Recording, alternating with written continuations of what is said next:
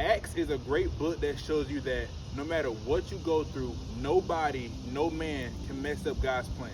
In the book of Acts, God wanted Paul to go to Jews and Gentiles and preach the good news of the Lord and Savior, Jesus Christ, in salvation.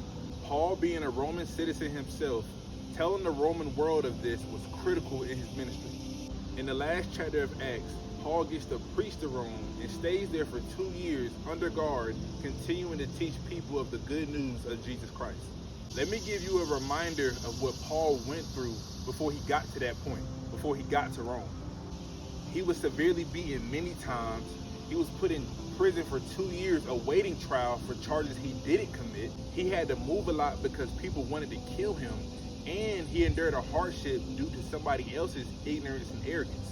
I'm talking about the time where Paul told Julius and his men to not sail across the sea due to weather being dangerous. They ignored a godly man in Paul's advice and sailed anyway. They eventually end up getting caught up in a storm, just like Paul said they would.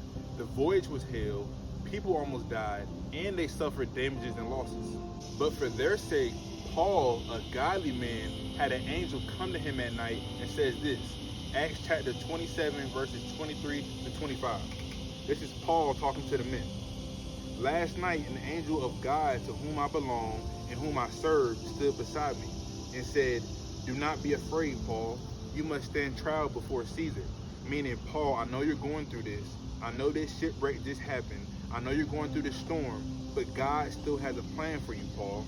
I want to remind you that no matter what you're going through right now, God still has a plan for you. God still has a purpose for you. God still wants you to go somewhere. Continuing. And God has graciously given you the lives of all who sail.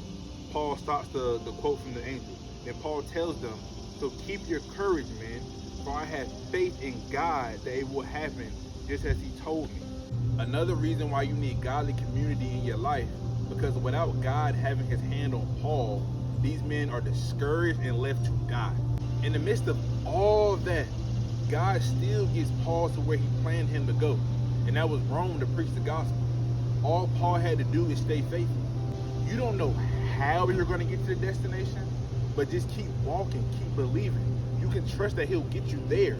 The path, the journey may not look pretty like Paul's, but you can trust that he'll get you through it. I want to remind you and encourage you, just keep walking. Because when you get to the destination, it won't be the destination that has you in awe of God. It will be the journey. It will be what God got you through. God bless.